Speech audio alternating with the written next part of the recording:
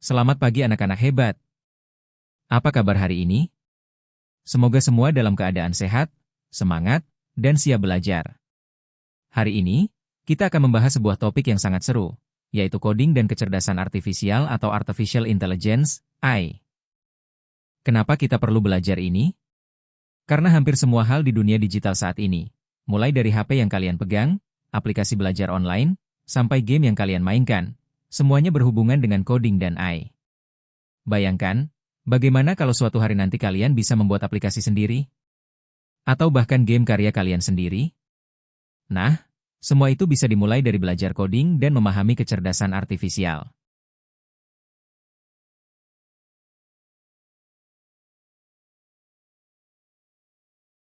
Apa itu coding? Coding adalah proses memberi instruksi kepada komputer agar komputer bisa melakukan sesuatu. Komputer sebenarnya adalah mesin yang sangat canggih. Ia bisa menghitung jutaan angka dalam waktu singkat, bisa menyimpan data yang sangat banyak, bahkan bisa menampilkan gambar, video, atau menjalankan game. Tetapi, ada satu hal yang harus kita ingat, komputer tidak akan melakukan apa-apa tanpa perintah dari manusia. Bayangkan komputer seperti robot yang pintar, tetapi robot ini tidak bisa bergerak sendiri. Dia menunggu kita untuk memberinya perintah. Nah, perintah itu ditulis dalam bentuk kode, atau yang biasa disebut coding. Coding itu seperti resep masakan. Supaya lebih mudah dipahami, mari kita ambil contoh dari kehidupan sehari-hari. Kalau kalian ingin membuat nasi goreng, tentu ada langkah-langkahnya. 1. Siapkan nasi. 2. Panaskan minyak di wajan. 3. Masukkan bawang, tumis sampai harum. 4. Pecahkan telur, aduk rata. 5. Masukkan nasi, beri kecap, garam, dan bumbu lainnya. 6. Aduk hingga rata, lalu hidangkan. Nah, kalau ada satu langkah yang terlewat, misalnya lupa menyalakan kompor, maka nasi gorengnya tidak akan matang. Begitu juga dengan komputer. Kalau kita ingin komputer melakukan sesuatu, kita harus menulis langkah demi langkah dengan jelas. Kalau ada satu langkah yang salah, programnya bisa error atau tidak jalan sama sekali. Coding sebagai bahasa penghubung. Coding sebenarnya adalah bahasa penghubung antara manusia dengan mesin. Kita sebagai manusia berbicara dengan bahasa sehari-hari, seperti bahasa Indonesia, bahasa Inggris, atau bahasa daerah. Tetapi komputer tidak mengerti bahasa kita. Komputer hanya paham bahasa khusus, yaitu bahasa pemrograman. Ada banyak bahasa pemrograman, misalnya Scratch untuk pemula, dengan blok warna-warni yang bisa disusun. Python, bahasa sederhana yang sering dipakai untuk belajar AI. Java atau C, bahasa yang banyak dipakai untuk aplikasi besar. Sekarang bayangkan kalau kita ingin membuat game sederhana. Kita perlu menuliskan instruksi seperti bagaimana karakter pemain bergerak ke kanan atau ke kiri. Bagaimana musuh muncul di layar. Bagaimana skor bertambah ketika pemain berhasil menang. Semua itu ditulis dengan coding. Kenapa penting belajar coding? Belajar coding bukan hanya supaya bisa jadi programmer. Ada banyak manfaat yang bisa kita dapatkan. 1. Melatih logika berpikir. Kita belajar menyusun langkah-langkah yang runtut. 2. Melatih kesabaran dan ketelitian. Karena kalau ada satu tanda titik atau koma yang salah, program bisa error. 3. Meningkatkan kreativitas. Kita bisa membuat animasi, aplikasi, atau bahkan robot yang bisa bergerak sesuai perintah kita. 4. Membuka peluang masa depan. Hampir semua bidang sekarang membutuhkan coding, mulai dari bisnis, pendidikan, kesehatan, hingga hiburan. Dengan coding, kita bisa berkreasi tanpa batas. Seperti punya kekuatan super untuk menciptakan sesuatu dari nol. Manfaat belajar coding. Anak-anak hebat, sekarang kita sudah tahu apa itu coding. Tapi mungkin ada yang bertanya, kenapa sih kita harus belajar coding? Apakah penting? Jawabannya, ya, sangat penting. Karena dengan coding, kita bukan hanya belajar tentang komputer, tetapi juga belajar cara berpikir, cara berkreasi, bahkan mempersiapkan diri untuk masa depan. Yuk kita bahas lebih dalam. 1. Melatih logika, berpikir runtut dan teratur. Saat kita menulis kode, kita sebenarnya sedang belajar menyusun langkah-langkah dengan logis. Kalau mau membuat komputer melakukan sesuatu, kita harus memecah masalah besar menjadi langkah-langkah kecil. Misalnya kita ingin membuat robot menyapu lantai. Pertama, robot harus menyalakan sensor. Kedua, robot berjalan lurus. Ketiga, kalau ada penghalang, robot harus belok. Keempat, robot berhenti kalau pekerjaannya selesai. Nah, semua itu adalah logika berpikir. Sama seperti saat kita belajar matematika atau IPA, coding melatih otak kita agar berpikir runtut, sistematis, dan tidak lompat-lompat.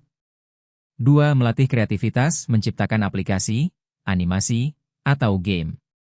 Coding itu bukan cuma soal angka dan logika, tapi juga tentang kreativitas. Dengan coding, kalian bisa menciptakan berbagai hal, misalnya aplikasi sederhana untuk menghitung nilai rata-rata ulangan. Animasi lucu dengan karakter yang bisa bergerak dan berbicara. Game seru buatan sendiri, misalnya game petualangan atau kuis edukasi. Kalian bisa menuangkan imajinasi ke dalam bentuk digital. Apapun yang kalian bayangkan, bisa diwujudkan lewat coding. Inilah yang membuat coding disebut sebagai seni sekaligus sains. 3. Membuka peluang karir di masa depan. Dunia sekarang dan masa depan sangat bergantung pada teknologi. Hampir semua bidang membutuhkan orang yang paham coding. Di kesehatan, ada aplikasi untuk mendiagnosis penyakit. Di pendidikan, ada platform belajar online. Di hiburan, ada game, musik digital, dan film animasi. Di bisnis, ada aplikasi belanja online dan pembayaran digital. Bahkan profesi baru yang dulu tidak ada, sekarang banyak dibutuhkan. Misalnya, game developer yang membuat game, AI engineer yang mengembangkan kecerdasan buatan, data scientist yang menganalisis data untuk mencari solusi. Kalau kalian menguasai coding sejak SMP, berarti kalian sudah selangkah lebih maju mempersiapkan masa depan. 4. Membuat solusi nyata untuk kehidupan sehari-hari. Coding bukan hanya teori, tapi bisa dipakai untuk menciptakan solusi nyata. Contohnya, membuat aplikasi nilai sederhana supaya guru tidak perlu menghitung manual. Membuat robot kecil yang bisa berjalan atau menyala lampunya. Membuat game edukasi supaya adik kelas bisa belajar sambil bermain. Dengan coding, kita tidak hanya menjadi pengguna teknologi, tapi juga pencipta teknologi. Kita bisa membantu orang lain lewat karya yang kita buat. Coding itu seperti superpower. Kalau di film superhero ada yang bisa terbang, ada yang bisa menghilang, ada yang bisa mengeluarkan kekuatan.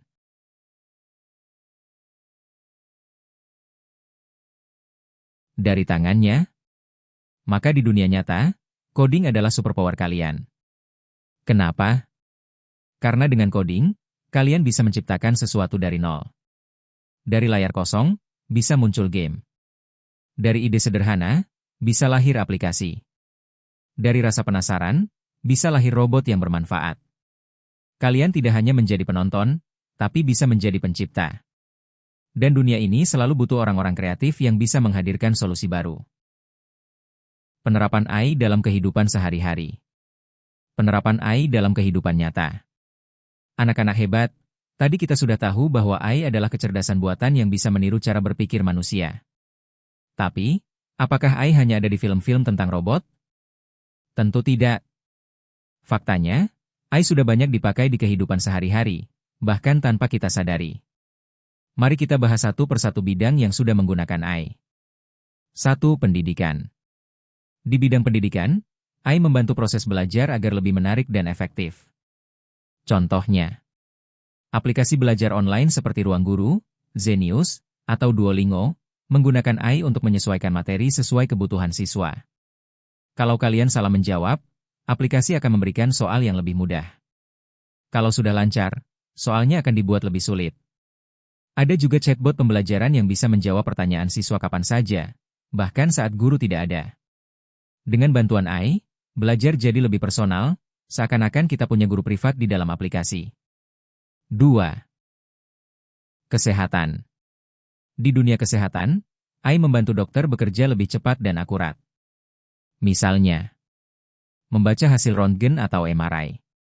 AI bisa menganalisis ribuan gambar medis untuk menemukan tanda-tanda penyakit, bahkan yang sangat kecil dan sulit dilihat mata manusia. Aplikasi kesehatan di HP yang bisa memantau detak jantung, pola tidur, atau menghitung langkah kaki. Ada juga AI untuk riset obat baru.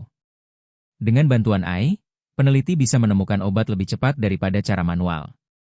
Dengan kata lain, AI bisa menjadi asisten dokter yang membantu menyelamatkan nyawa manusia. 3. Transportasi. Kalian pasti sering pakai Google Maps atau aplikasi transportasi online seperti Gojek dan Grab. Tahukah kalian, semua itu menggunakan AI? Google Maps memakai AI untuk menghitung jalur tercepat, menghindari macet, dan memperkirakan waktu tiba. Aplikasi Gojek atau Grab memakai AI untuk mencocokkan driver dengan penumpang secara otomatis. Bahkan sekarang ada mobil tanpa sopir atau self-driving car yang dikendalikan oleh AI. Mobil ini bisa membaca rambu lalu lintas, mendeteksi pejalan kaki, bahkan berhenti di lampu merah. 4. Rumah tangga. AI juga sudah masuk ke dalam rumah kita. Beberapa contohnya. Robot vacuum cleaner yang bisa membersihkan lantai otomatis. AI di dalamnya bisa memetakan ruangan, menghindari kursi atau meja, lalu membersihkan bagian yang kotor. Smart Home System, misalnya lampu atau AC yang bisa menyala otomatis sesuai kebiasaan penggunanya. Speaker pintar seperti Google Home atau Alexa, yang bisa menjawab pertanyaan, memutar musik, atau mengatur perangkat rumah hanya dengan perintah suara. 5. Hiburan. Siapa di antara kalian yang suka main TikTok, Instagram, atau YouTube? Nah, AI juga berperan besar di bidang hiburan. Filter Instagram atau TikTok yang bisa mengubah wajah kalian jadi lucu, cantik, atau bahkan jadi karakter anime, semuanya menggunakan teknologi AI untuk mengenali wajah. Game online juga menggunakan AI, terutama untuk mengatur tingkat kesulitan musuh. Atau membuat karakter musuh yang bisa bergerak pintar. Di Spotify atau YouTube Music, AI membantu memberikan rekomendasi lagu sesuai selera kita. Jadi anak-anak, sekarang kita bisa lihat bahwa AI bukan hanya ada di film, tapi sudah menjadi bagian dari kehidupan kita. Dari sekolah, rumah sakit, jalan raya, rumah kita, sampai hiburan sehari-hari, AI hadir untuk memudahkan, mempercepat, dan membuat hidup lebih nyaman. Mungkin suatu hari nanti, kalian bisa menjadi pencipta teknologi AI yang baru. Bukan hanya sebagai pengguna, tapi sebagai inovator yang bermanfaat bagi banyak orang. Etika risiko AI. Anak-anak hebat, kita sudah melihat banyak sekali manfaat AI. Tapi ingat, setiap teknologi pasti ada dua sisi. Bisa digunakan untuk kebaikan, tapi juga bisa menimbulkan masalah jika disalahgunakan. Oleh karena itu, kita perlu belajar tentang etika dan risiko dalam penggunaan AI. 1. Penyalahgunaan data pribadi gembok tertutup dengan kunci. Salah satu risiko terbesar dari AI adalah data pribadi kita bisa disalahgunakan. Setiap kali kalian bermain game online, mengisi data di aplikasi, atau membuka media sosial, biasanya ada data yang tersimpan. Nama, foto, lokasi, bahkan kebiasaan kita.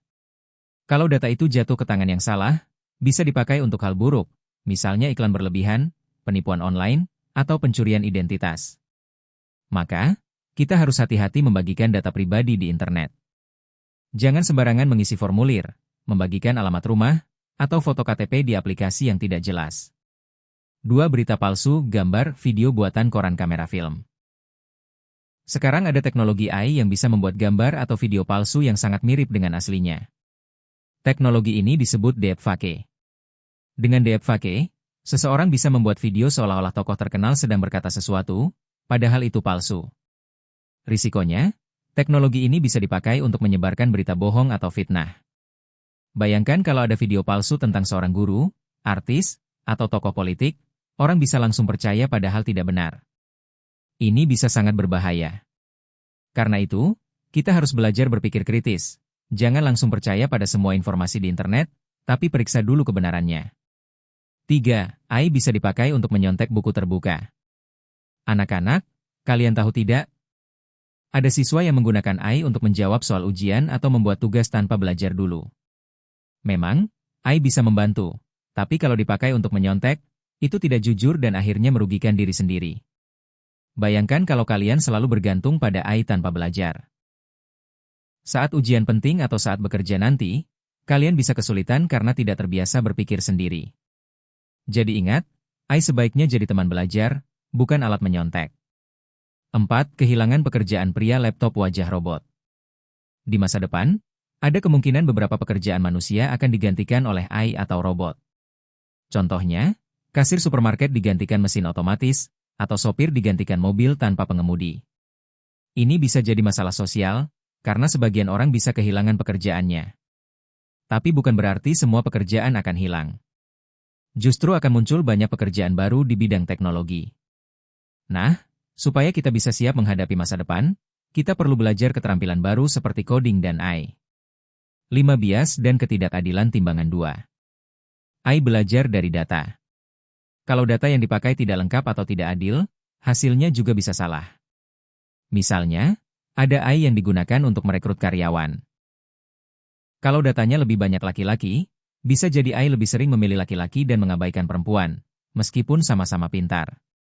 Artinya, AI juga bisa menimbulkan diskriminasi atau ketidakadilan kalau tidak diawasi dengan baik. Kesimpulan, bijak menggunakan AI pembibitan.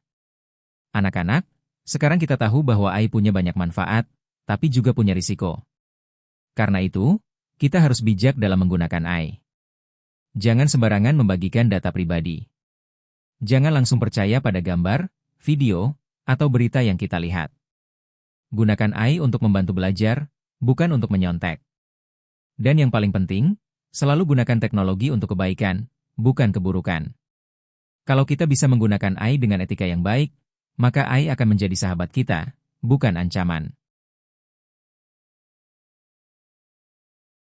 Baiklah anak-anak hebat, mari kita simpulkan bersama apa yang sudah kita pelajari hari ini. Pertama, coding adalah bahasa untuk memberi instruksi kepada komputer. Tanpa coding, komputer hanyalah mesin yang tidak bisa apa-apa. Dengan coding, kita bisa membuat program, aplikasi, game, bahkan robot yang dapat membantu kehidupan manusia. Kedua, kecerdasan artifisial atau artificial intelligence, AI, adalah kemampuan komputer untuk belajar dari data, meniru cara berpikir manusia, dan membuat keputusan sederhana. Bedanya dengan coding biasa, AI tidak hanya mengikuti perintah, tetapi juga bisa belajar dari pengalaman.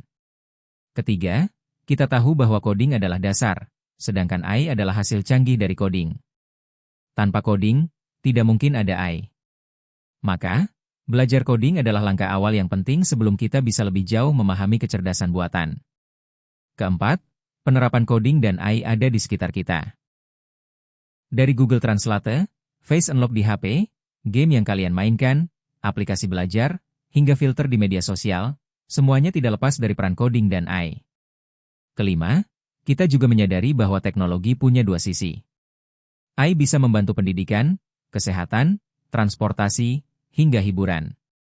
Tapi, AI juga bisa menimbulkan risiko, seperti penyalahgunaan data pribadi, berita palsu, menyontek, hingga ketidakadilan. Karena itu, kita harus bijak dan beretika dalam menggunakannya. Anak-anak, saya harap setelah pembelajaran hari ini, kalian semakin semangat untuk belajar coding dan mengenal AI lebih dalam. Jangan takut mencoba hal baru, karena dunia digital terus berkembang dan selalu membuka peluang baru. Siapa tahu, di antara kalian nanti ada yang menjadi programmer hebat, penemu aplikasi yang bermanfaat, atau peneliti AI yang bisa membantu masyarakat. Dunia sedang menunggu generasi muda seperti kalian untuk menghadirkan solusi cerdas dan inovasi yang membawa kebaikan. Ingatlah, masa depan ada di tangan kalian. Kalian adalah generasi yang akan hidup di era digital, dan keterampilan ini akan menjadi bekal penting untuk menghadapi masa depan. Maka, jangan pernah berhenti belajar, jangan takut gagal, dan jangan ragu untuk mencoba. Karena setiap langkah kecil yang kalian ambil hari ini, akan menentukan kesuksesan kalian di masa depan. Sekian pembelajaran kita hari ini. Terima kasih atas semangat dan perhatian kalian. Wassalamualaikum warahmatullahi wabarakatuh.